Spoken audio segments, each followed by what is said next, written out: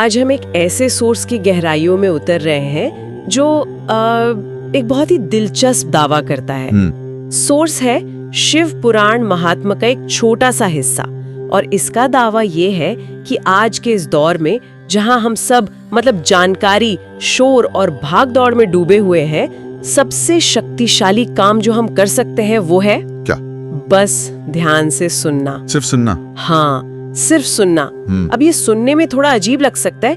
क्या सच में एक प्राचीन ग्रंथ का ये आइडिया हमारी आज की सबसे बड़ी मुश्किल डिस्ट्रैक्शन और इंफॉर्मेशन ओवरलोड का हल हो सकता है? या ये सिर्फ एक आध्यात्मिक बात है? एग्जैक्टली। यही समझने के लिए आज हम इस सोर्स की परतें खोलेंगे। कहानी शुरू होती है एक बहुत ही पवित्र जगह से, नैमिषारण्य से, जहाँ हजारों ऋषि इकट्ठा हुए हैं और माहौल में मंत्रों की गूंज तो है, लेकिन साथ ही एक गहरी चिंता भी है। और वो चिंता है कलयुग को लेकर, यानी वो दौर जिसमें हम जी रहे हैं। हाँ। और इसी माहौल में शौनक नाम के एक ऋषि वो बाकी सभी ऋषियों की तरफ से एक सवाल पूछते हैं। और सवाल क्या था? उनका सवाल बहुत प्रैक्टिकल है। वो कहते हैं, देखिए, आज के जमाने में इंसान की उम्र कम है, शक्ति कम है, और मन तो हमेशा भटकता रहता है। सही बात है। तो वो पुराने समय की तरह सालों तक चलने वाले यज्ञ या वो कठोर तपस्या तो कर नहीं सकता। तो क्या कोई शॉर्टकट है? शॉर्टकट? हाँ, क्या कोई ऐसा आसान रास्ता है जिससे सिर्फ सुन के ही इंसान के पाप धुल जाएं और उसे मन की शांति मिल जाए? ये सवाल तो आज भी उतना ही सच लगता है। हर कोई एक हैक, एक क्विक फिक्स ढूंढ रहा है, चाहे वो करियर हो, सेहत हो या फिर मन की शांति। कोई भी सालों तक इंतजार नहीं करना चाहता। वही सही कहा। तो एक तरह से शौनक ऋषि आज के इंसान की ही आवाज बन गए थे। अब इसका जवाब क्या मिला? कोई मुश्किल फिलॉसफी बताई गई या कोई लंबा चौड़ा अनुष्ठान? यहीं पर बात दिलचस्प हो जाती है। जवाब देने के लिए महात्मा सूत जी आते हैं और वो कोई जटिल समाधान नहीं देते। अच्छा। वो बस एक नाम लेते हैं, शिव पुराण। बस एक नाम? हाँ।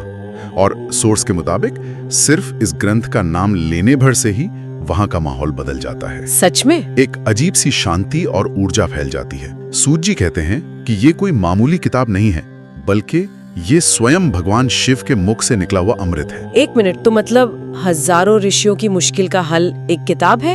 ये थोड़ा एंटी क्लाइमैक्टिक नहीं लगता? मेरा मतलब है, वो किसी गहरे रहस्य या किसी साधना की उम्मीद कर रहे होंगे और जवाब मिला कि जाओ और एक किताब पढ़ो या सुनो। बिल्कुल, और यही इस जवाब की खूबसूरती है। सूत जी इसे एक साधारण किताब की तरह पेश ही नहीं करते। तो फिर कैसे करते हैं? वो इसकी तुलना एक दीपक से करते हैं और कहते हैं कि ये कलयुग का दीपक है। कलयुग का दीपक? हाँ, लेकिन ये कोई आम दीपक नहीं है। ये बिना तेल के जलता है और बिना तप के मोक्ष देता है। बिना तेल के जलने वाला दीपक, ये एक मजेदार मेटाफर है। इसका मतलब क्या हुआ? क्या वो ये कह रहे हैं कि इसे जलाने के लिए आपको बाहर से कुछ लाने की जरूरत नहीं है? कोई घी, तेल या कोई और साधन? एग्जैक्टली। बिना तेल के जलना का मतलब है कि इसके लिए बाहरी संसाधनों की जरूरत नहीं है। ओके। इसका ईंधन आपकी अपनी श्रद्धा है, आपकी नियत है। और बिना तप के मोक्ष का मतलब है कि आपको शरीर को कष्ट देने वाली जो कठिन साधनाएं हैं, उनकी जरूरत नहीं है। उनकी जरूरत नहीं है। ये रास्ता मन का है, तन का नहीं।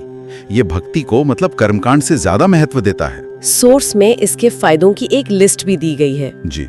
कहा गया है कि ये बीमार के लिए दवा है, गरीब के लिए धन है, और जो अपने पापों से डरा हुआ है उसके लिए ये डर से आजादी है।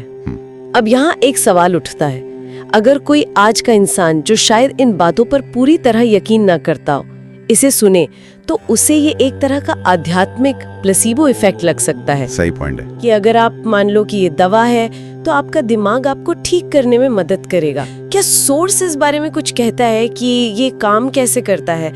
क्या ये सच में कोई दैवीय चमत्कार है या ये इंसान की मानसिकता को बदलने की कोई तकनीक है? ये बहुत बढ़िया सवाल है। सोर्स सीधे सीधे इसे साइकोलॉजी या प्लेसिबो जैसे शब्दों में नहीं समझाता, लेकिन वो जो संकेत देता है वो इसी तरफ इशारा करता है। अच्छा। इसका जवाब भगवान शिव के स्वरूप में छुपा है। उन्हें आशुतोष कहा गया है। आशुतोष मतलब जो बहुत जल्दी प्रसन्न हो जाते हैं? हाँ, जो बहुत जल्दी और आसानी से खुश हो जाते हैं। सोर्स कहता है कि शिव भाव के भूखे हैं, दिखावे के नहीं। भाव के भूखे मतलब उन्हें बाहरी दिखावे या बड़े बड़े चढ़ावों से कोई लेना देना नहीं है। बिल्कुल। असली चीज है आपकी नियत, आपकी भावना। ये बात तो आज के सोशल मीडिया के दौर में और भी ज्यादा जरूरी है लगती है ना, सही। जहाँ हर चीज परफॉर्मेटिव है। एकदम सही। लोग दूसरों को दिखाने के लिए दान करते हैं, दिखाने के लिए पूजा करते हैं। सोर्स इसी दिखावे को खारिज करता है। वो कहता है कि महादेव को प्रभावित करने के लिए आपको हजारों किलो मिठाई या सोने का छत्र चढ़ाने की जरूरत नहीं है। सोर्स की एक लाइन तो कमाल की है, एक आंसू, एक सच्चा नाम और शिव पुराण की एक कथा, बस इतना ही काफी है। वाह। इसे अगर हम डिकोड करें तो एक आंसू का मतलब है पछतावे या करुणा की सच्ची भावना। ओके। एक सच्चा नाम यानी बिना किसी स्वार्थ के ईश्वर को याद करना, और एक कथा मतलब उस ज्ञान से जुड़ने की एक छोटी सी ईमानदार कोशिश। यह भक्ति का बहुत ही पर्सनल और आंतरिक रास्ता है। तो ये एक तरह से भक्ति का डेमोक्रेटाइजेशन है। मतलब आपको पुजारी होने की जरूरत नहीं, अमीर होने की जरूरत नहीं, या कोई महान तपस्वी होने की जरूरत नहीं। बिल्कुल। कोई भी कहीं भी अगर सच्ची भावना से जुड़ता है तो उसके लिए रास्ता खुला है। यहाँ तक तो सब बहुत अच्छा और सुकून देने वाला लग रहा है। ऐसा लगता है कि एक ऐसा सिस्टम है जिसमें कोई फेल ही नहीं हो सकता। लेकिन क्या इसमें कोई कैच है? हाँ, एक चेतावनी जरूर है, और वो इस ग्रंथ के प्रति आपके रवैये को लेकर है। अच्छा, वो क्या है? सूत जी कहते हैं कि जो इस पुराण का आदर करता है वो इसी जीवन में मुक्ति का अनुभव करता है। ये तो हो गया इसका सकारात्मक पहलू। और इसका दूसरा पहलू? दूसरा पहलू थोड़ा गंभीर है। वो कहते हैं कि जो इसकी निंदा करता है वो खुद अपने पतन का दरवाजा खोलता है।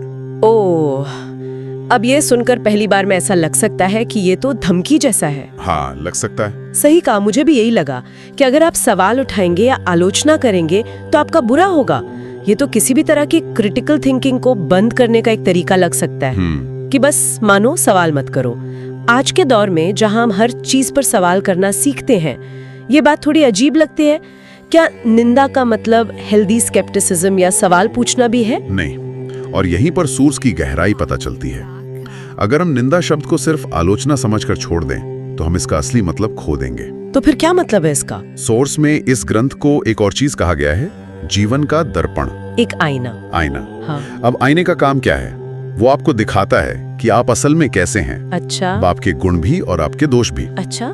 तो इस नजरिए से देखें तो श्रद्धा या आदर करने का मतलब हुआ उस आईने में देखने की हिम्मत करना। बिल्कुल। अपनी कमियों को, अपने अहंकार को देखने और उसे स्वीकार करने की हिम्मत। एग्जैक्टली। और निंदा का मतलब उस आईने को ही तोड़ देना है। ओह। निंदा करने वाला व्यक्ति सिर्फ किताब की बुराई नहीं कर रहा, वो उस मौके को नकार रहा है जो उसे आत्म सुधार के लिए मिला था। वो कह रहा है कि मुझे देखना ही नहीं है कि मुझ में क्या कमी है। अच्छा। तो ये बात है, इसीलिए कहा गया है कि वो अपने पतन का द्वार स्वयं खोलता है। वो सुधार की संभावना को ही खत्म कर देता है। ये सवाल पूछने के खिलाफ नहीं है, ये आत्म सुधार से भागने के खिलाफ है। ये बहुत ही पावरफुल आइडिया है। तो निंदा का मतलब आज के जमाने का इंटरनेट ट्रोल हो सकता है, जो सिर्फ नफरत फैलाने के लिए आलोचना करता है। हाँ, कह सकते हैं ना कि कुछ समझने के लिए। जबकि एक सच्चा जिज्ञासु जो सवाल पूछता है वो असल में उस आईने को और साफ करने की कोशिश कर रहा है। आपने एकदम सही समझा।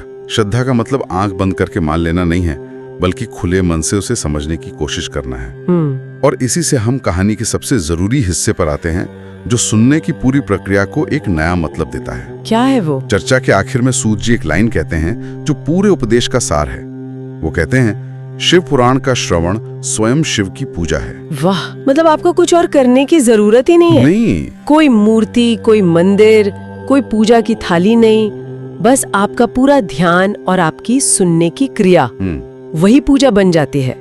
इसका मतलब है कि अगर कोई इंसान पूरी एकाग्रता और खुले दिल से इस ज्ञान को ग्रहण कर रहा है तो वो क्रिया अपने आप में एक ध्यान या इबादत बन जाती है। सोर्स तो यहाँ तक कहता है कि जो ऐसा करता है, महादेव खुद उसकी रक्षा करते हैं। अच्छा। यानी सुनने वाले और ईश्वर के बीच एक डायरेक्ट कनेक्शन बन जाता है, जिसमें ये ज्ञान एक पुल का काम करता है। और यहीं आकर ये प्राचीन बात आज के लिए सबसे ज्यादा जरूरी हो जाती है। कैसे? आज हमारे पास सुनने के लिए इतना कुछ है, podcast, audio books, YouTube videos, हर तरफ से आवाजें आ रही हैं। हम शायद इतिहास में सबसे ज्यादा सुन रहे हैं। हाँ, ये तो है। लेकिन क्या हम सच में सुन रहे हैं या हम सिर्फ इंफॉर्मेशन कंज्यूम कर रहे हैं? ये आज का सबसे बड़ा पैराडॉक्स है। हम सुनते हुए भी नहीं सुनते। हम कान में ईयरफोन लगाकर पॉडकास्ट सुनते हैं, लेकिन साथ में ईमेल भी चेक कर रहे होते हैं। हम जानकारी तो इकट्ठा करते हैं, लेकिन उसे ज्ञान में बदलने की जो प्रक्रिया है, जो गहरे ध्यानपूर्वक सुनने से आती है, वो कहीं खो गई है। तो ये सोर्स एक तरह से हमें डीप लिसनिंग की कला सिखा रहा है कि कैसे किसी चीज को इस तरह सुना जाए कि वो सिर्फ जानकारी न रहे, बल्कि आपके अंदर एक बदलाव लाए। सही कहा। ये तो किसी भी तरह के ज्ञान पर लागू हो सकता है। बिल्कुल। सोर्स का अंत भी इसी बात का प्रतीक है। जैसे ही सूत जी अपनी बात खत्म करते हैं, पूरा नैमिषारण्य हर हर महादेव और ओम नमः शिवाय की गूंज से भर जाता है। ये सिर्फ एक नारा नहीं है, ये उस ज्ञान को स्वीकार करने का, उसे आत्मसात करने का प्रतीक है। मतलब उन्होंने सिर्फ सुना नहीं, उन्होंने उसे अपने अंदर उतरने दिया। उनकी सुनने की क्रिया एक सामूहिक स्वीकृति बन गई। तो इस पूरी चर्चा को अगर समेटें तो इसका सार क्या निकलता है? एक प्राचीन ग्रंथ जिसे कलयुग के शोर और भटकाव के बीच एक सरल रास्ते की तरह पेश किया गया है। एक ऐसा रास्ता जो महंगे कर्मकांडों या कठोर तपस्या की जगह मन की सच्ची भावना और ध्यान से सुनने पर जोर देता है। सही कहा। ये सिर्फ कहानियों का कलेक्शन नहीं है, जैसा सोर्स खुद बताता है। ये एक आध्यात्मिक टूल है। एक टूल? हाँ, ये एक आईना है जो आपको खुद से मिलाता है। एक दीपक है जो बिना किसी बाहरी मदद के आपके अंदर का अंधेरा मिटाता है। लेकिन इसकी एक ही शर्त है, और वो है कि आप इसे खुले मन और पूरी श्रद्धा से सुने। तो ये हमें ये भी सिखाता है कि कैसे सदियों पुराना ज्ञान आज की मॉडर्न जिंदगी के लिए भी काम का हो सकता है, अगर हम उसके बाहरी रूप को छोड़कर उसके मूल संदेश को पकड़ें। बिल्कुल। जो कि इस केस में है a call for mindful listening in an age of distraction. यहीं पर एक विचार के साथ छोड़ जाते हैं। बताइए। सोर्स कहता है कि श्रद्धा से सुनना ही पूजा है। तो क्या आज के दौर में हम इस आइडिया को और बड़ा नहीं कर सकते? कैसे? किसी भी ज्ञान की बात को, चाहे वो किसी किताब से आए, किसी इंसान के मुंह से या फिर प्रकृति से, अगर हम उसे पूरी श्रद्धा और एकाग्रता से सुने, तो क्या वो सुनने का काम भी एक तरह की पूजा या ध्यान नहीं बन सकता? मतलब सुनने की क्रिया को ही एक साधना बना लेना। हाँ। क्या हम अपने चारों ओर मौजूद ज्ञान के प्रति सुनने का यही भाव अपनाकर अपनी जिंदगी को ज्यादा गहरा नहीं बना सकते?